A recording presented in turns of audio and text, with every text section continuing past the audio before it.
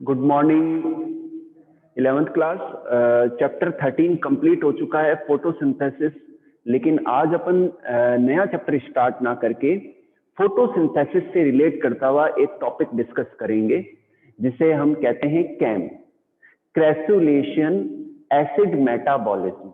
Okay बेटा, तो इसको स्टार्ट करते हैं। ये इंपॉर्टेंट है। हमारा टॉपिक है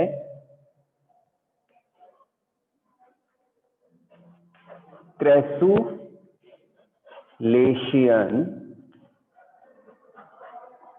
एसिड मेटाबॉलिज्म।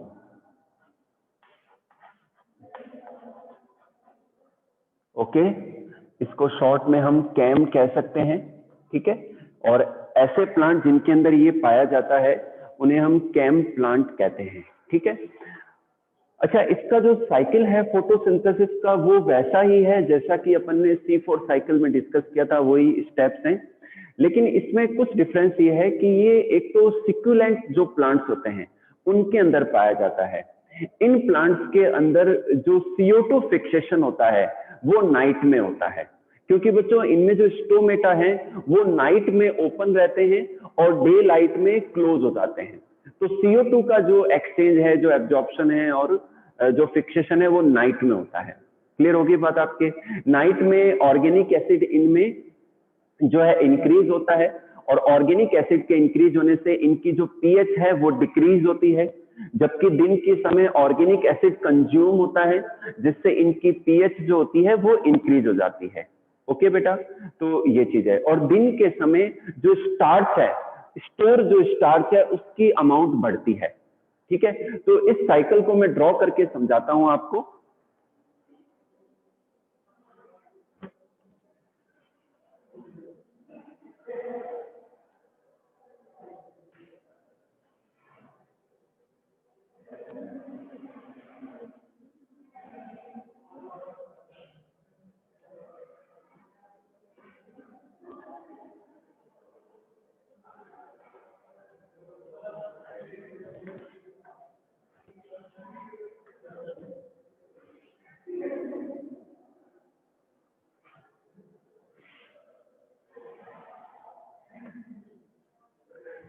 ठीक है बच्चों, ये अपन कर लेते हैं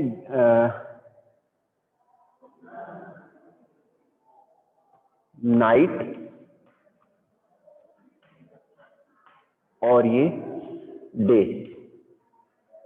ठीक है, इसमें क्या होगा, फॉस्फो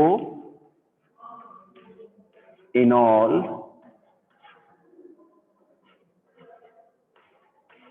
पायरूवेट। ओके, ये 3 कार्बन का है।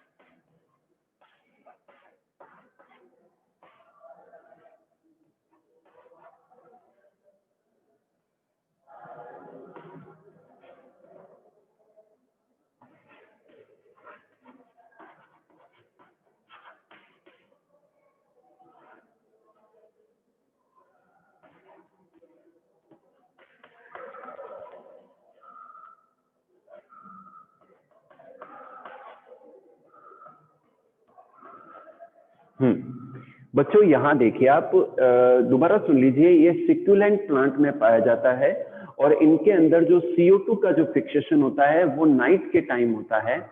ओके बेटा, और नाइट के समय जो है CO2 फिक्स होके 4 कार्बन का कंपाउंड बनाता है।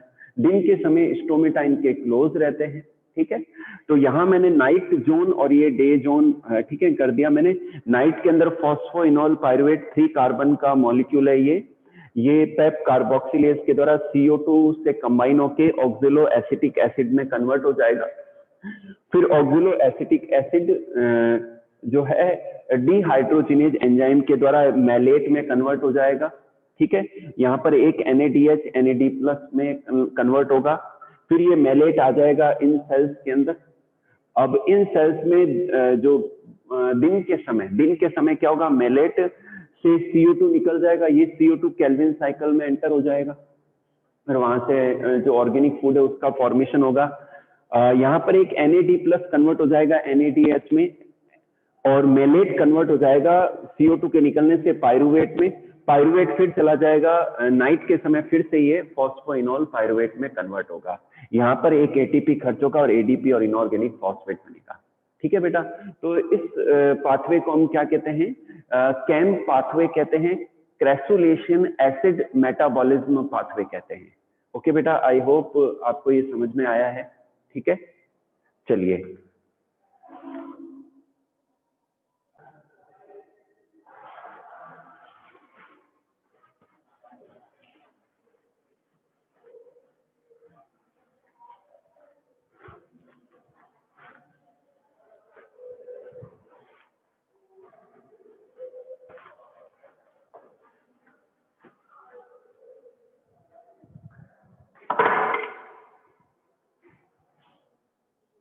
यस बच्चों, अपन एक बार फिर से C3 साइकिल को डिस्कस कर लेते हैं। इस साइकिल की स्टडी की गई मेल्विन केल्विन के द्वारा। ठीक है, इसीलिए इस साइकिल को हम क्या कहते हैं, केल्विन साइकिल कहते हैं। और ये साइकिल जो है जनरली 20 से 25 डिग्री या 30 डिग्री तक की जो टेम्परेचर रेंज है उसमें पाया जाता है।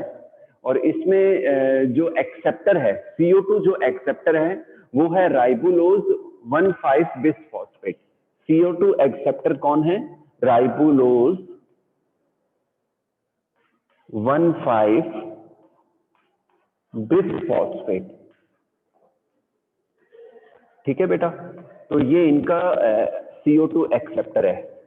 तो राइबोलोज 1,5 जो बिसफॉस्फेट है, ये 5 कार्बन की शुगर है और इससे CO2 ऐड होता है और ये कन्वर्ट हो जाता है 3 फॉस्फोग्लिसरिक एसिड के 2 मॉलिक्यूल में। मतलब एक राइबोलोज बिसफॉस्फेट एक CO2 के कंबाइन होने से 2 मॉलिक्यूल बनते हैं 3 फॉस्फोग्लिसरिक एसिड के, जो कि फर्स्ट स्टेबल प्रोडक्ट है। ठीक है बेटा, तो ये क्वेश्चन बनता है। तो मैं जल्दी से आपको ये साइकिल ड्रॉ करके एक्सप्लेन करता हूं, आप भी मेरे साथ में ज्वाइन कीजिए।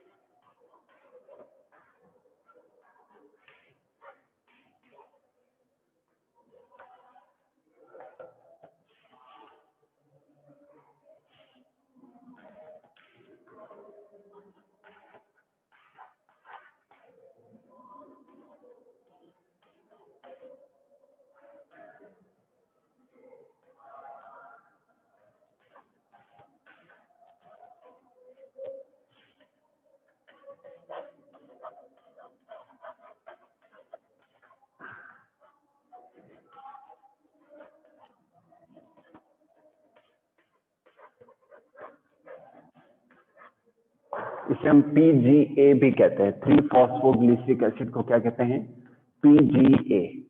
ये 3 कार्बन का मॉलिक्यूल है और इसके टोटल यहां पर ले लेते हैं हम 12 मॉलिक्यूल।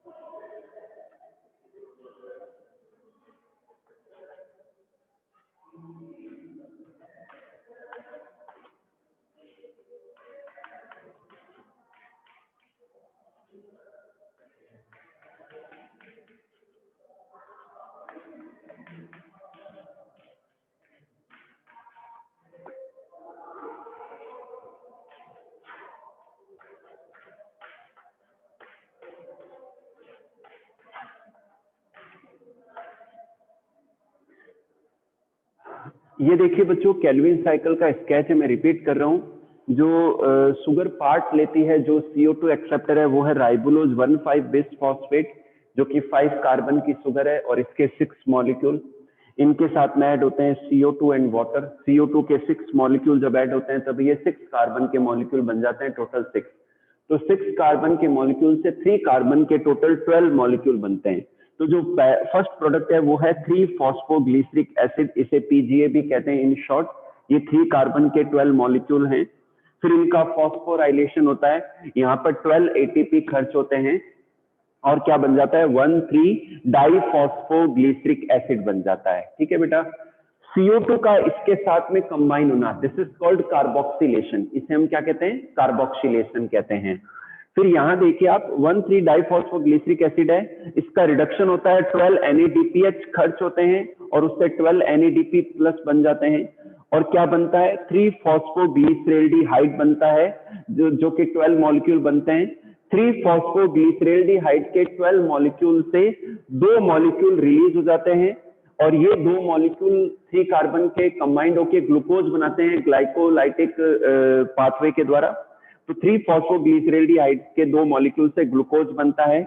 बाकी बचे जो 10 मॉलिक्यूल हैं, 3 कार्बन मॉलिक्यूल के 10 मॉलिक्यूल हैं, 3 फॉस्फोग्लिसरेल्डिहाइड के 10 मॉलिक्यूल हैं, तो 3 कार्बन इंटू 10 यानी कि टोटल 30 कार्बन है। तो अब यहाँ पर क्या होगा, RUBP का अगेन रीजनरेशन होगा और क्या बनेगा, राइबोलोज मोनोफॉस्फेट बनेगा जो कि 5 कार्बन की शुगर है। तो 5 कार्बन के 6 मॉलिक्यूल बन जाएंगे, क्या बन जाएंगे, 5 कार्बन कंपाउंड के 6 मॉलिक्यूल बन जाएंगे 3 फॉस्फोग्लिसरेल्डिहाइड के 10 मॉलिक्यूल से।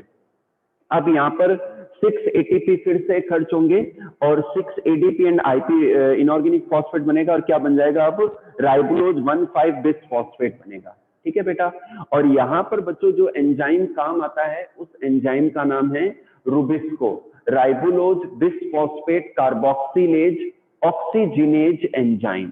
ठीक है, दोबारा सुन लीजिए, ribulose bis phosphate carboxylase oxygenase enzyme, ये रुबिस्को एंजाइम काम आता है।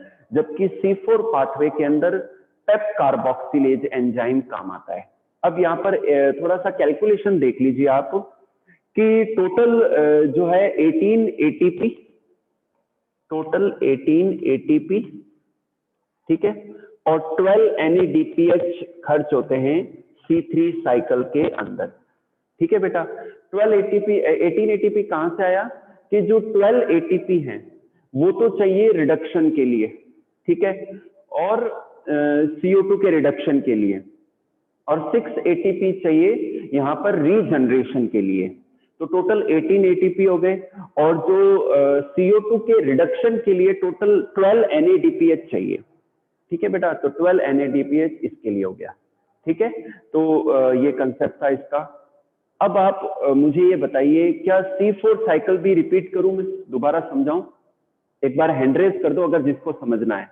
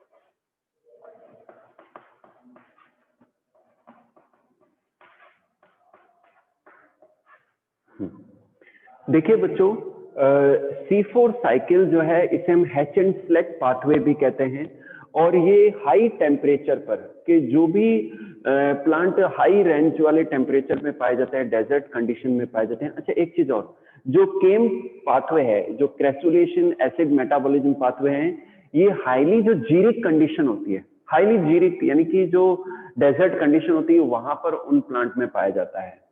जबकि जो हाई टेम्परेचर रेंज है 35 डिग्री और उससे अबव 45 डिग्री 50 डिग्री तक जो है C4 साइकिल पाथवे पाया जाता है, और इसे हम हैच एंड सेलेक्ट पाथवे भी कहते हैं। और इन प्लांट्स की लीव्स के अंदर क्रेंज एनाटॉमी पाई जाती है। इन प्लांट्स की लीव्स के अंदर क्रेंज एनाटॉमी पाई जाती है। पलक अपन बाद में बात करें बेटा, एक बार समझा दूं ये, ठीक है।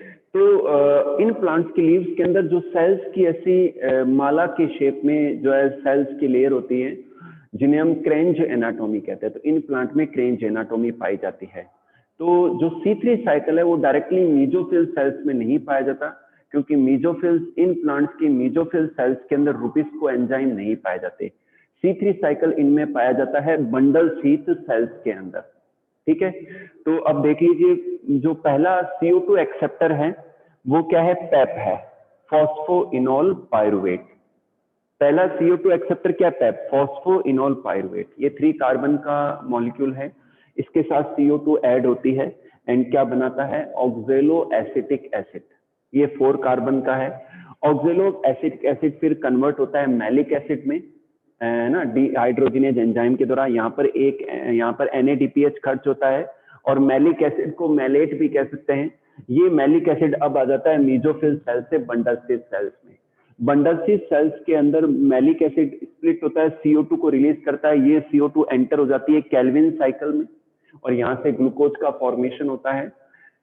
बाकी बचा हुआ जो मॉलिक्यूल है वो पायरुवेट है। CO2 के अलग होने से क्या बन जाता है, पायरुवेट बन जाता है। यहाँ पर एक NADPH से बनता है NADPH, और ये पायरुवेट अब वापस चला जाता है मीजोफिल सेल्स में, और मीजोफिल सेल से वापस से रीजनरेशन होता है फॉस्फोइनोल पायरुवेट का। यहाँ पर ATP खर्च होता है और ADP और इनऑर्गेनिक फॉस्फेट बनता है, ठीक है बेटा।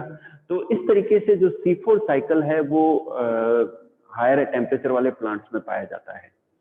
अब बात करते हैं डिफरेंस की, C3 प्लांट और C4 प्लांट के अंदर डिफरेंस क्या है। बच्चों, जो C3 प्लांट है इनके अंदर C3 साइकिल पाया जाता है, C4 प्लांट के अंदर C4 साइकिल पाया जाता है। जो C3 प्लांट है इनके अंदर जो फर्स्ट CO2 एक्सेप्टर है वो है राइबोलोज बिसफॉस्फेट, जबकि C4 प्लांट के अंदर CO2 एक्सेप्टर है फॉस्फोइनोल पायरुवेट, ठीक है। C3 प्लांट्स के अंदर जो एंजाइम काम आता है वो है रुबिस्को, ठीक है, मीजोफिल सेल्स के अंदर। मतलब जो C3 साइकिल है ये मीजोफिल सेल्स में पाया जाता है इन प्लांट्स के अंदर, जबकि C4 प्लांट के अंदर जो C3 साइकिल है वो बंडल शीथ सेल्स में पाया जाता है। यहाँ पर रुबिस्को एंजाइम काम आता है C4 प्लांट के अंदर, क्योंकि मीजोफिल सेल्स और बंडल सेल्स दोनों ही पार्ट लेते हैं। तो मीजोफिल सेल्स के अंदर फॉस्फोइनॉल पायरुवेट को कन्वर्ट करता है ऑक्जेलो एसिटिक एसिड में फॉस्फोइनॉल पायरुवेट कार्बोक्सिलेज एंजाइम। ठीक है, जो C3 प्लांट है इनके साइकिल जो है 20 डिग्री से 25 डिग्री या 27 डिग्री या 30 डिग्री तक पाए जाते हैं, जबकि ये हायर टेम्परेचर 35 डिग्री और उससे ज्यादा 45 डिग्री या 50 डिग्री तक पाए जाते हैं। जो C3 प्लांट हैं इनके अंदर C3 साइकिल के दौरान जो फर्स्ट स्टेबल प्रोडक्ट है वो है 3-फॉस्फोग्लिसरिक एसिड। ठीक है, जबकि C4 प्लांट्स के अंदर जो फर्स्ट स्टेबल प्रोडक्ट है that is the ऑक्जेलो acetic acid. वो क्या है? ऑक्जेलो एसिटिक एसिड है। अंडरस्टूड बेटा? तो ये पॉइंट ध्यान रखना, डिफरेंस है ये। C3 प्लांट्स के अंदर बच्चों फोटो रेस्पिरेशन पाया जाता है। C3 प्लांट्स के अंदर क्या पाया जाता है? फोटो रेस्पिरेशन पाया जाता है, जिससे रेस्पिरेटरी लॉस होता है। कोई भी एनर्जी रिच मॉलिक्यूल ATP और NADPH नहीं बनते हैं। ठीक है, तो इनके अंदर एनर्जी रिच जो मॉलिक्यूल हैं ATP and NADPH they are not formed. Okay, जबकि C4 प्लांट्स के अंदर फोटो रेस्पिरेशन नहीं पाया जाता और इसीलिए रेस्पिरेटरी लॉस ना के बराबर होता ही नहीं है। ठीक है बेटा, तो ये चीज। अब मैं आपको नेक्स्ट टॉपिक, ये तो हो गए डिफरेंसेस, फैक्टर्स मैं ऑलरेडी समझा चुका हूं। अब आपको बच्चों फोटो रेस्पिरेशन की थोड़ी डिटेल दे देता हूं। ठीक है,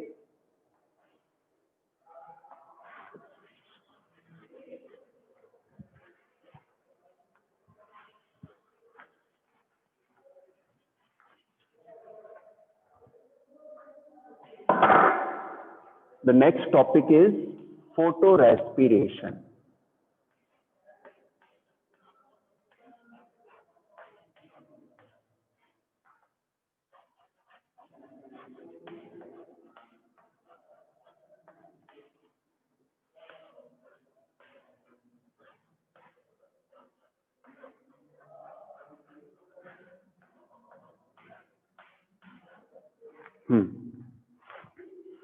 ध्यान से देखिए बच्चों, फोटो रेस्पिरेशन। बच्चों फोटो रेस्पिरेशन C3 प्लांट के अंदर होता है और लाइट के प्रेजेंस में जो है इस पे रेस्पिरेटरी लॉस होता है।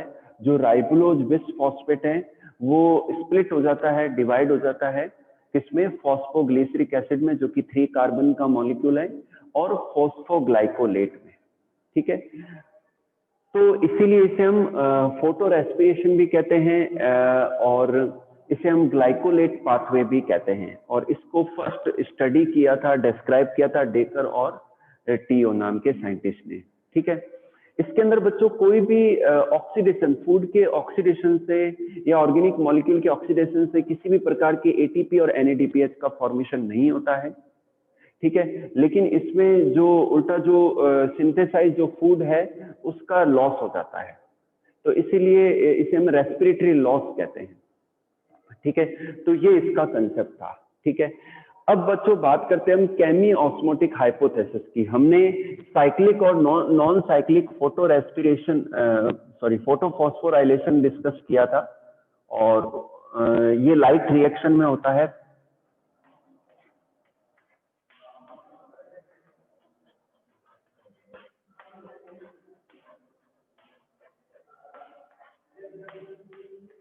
ठीक है, अब हम लेते हैं केमी ऑस्मोटिक हाइपोथेसिस। ठीक है, ये इसलिए मैं रिपीट कर रहा हूं, इंपॉर्टेंट है ये, एनसीईआरटी में पूरी तरीके से क्लियर नहीं है। ठीक है, केमी ऑस्मोटिक जो थ्योरी है वो दी थी पीटर मिचेल ने। किसने दी थी? पीटर मिचेल ने दी थी।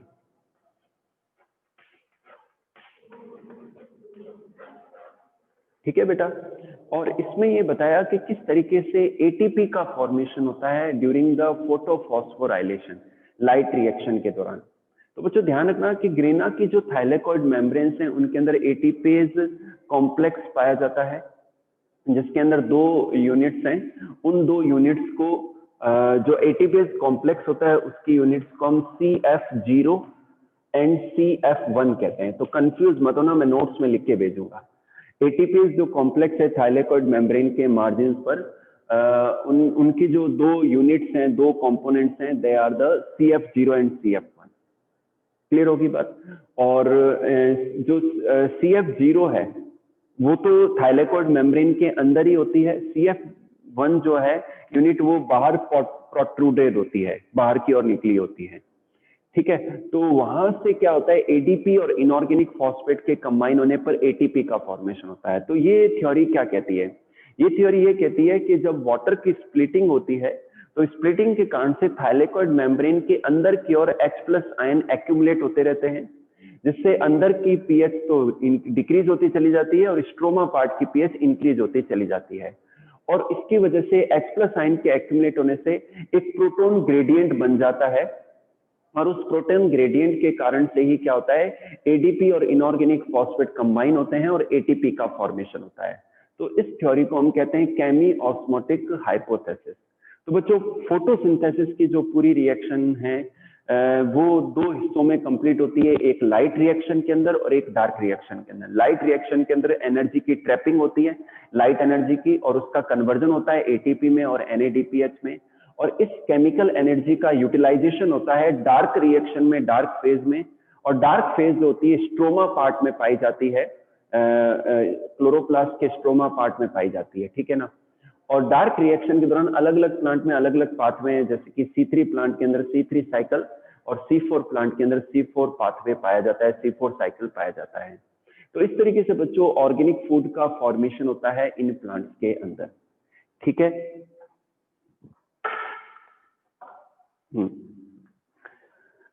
11th क्लास, 4 मिनट्स रिमेनिंग है, मैं क्लास को यहीं ओवर कर रहा हूँ। अब ये चैप्टर आपका कंप्लीटली पूरा हो गया है ये, ठीक है।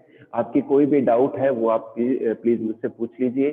इस चैप्टर के लास्ट नोट्स मैं आज, जहां तक है आज मैं सेंड कर दूंगा आपको, ठीक है।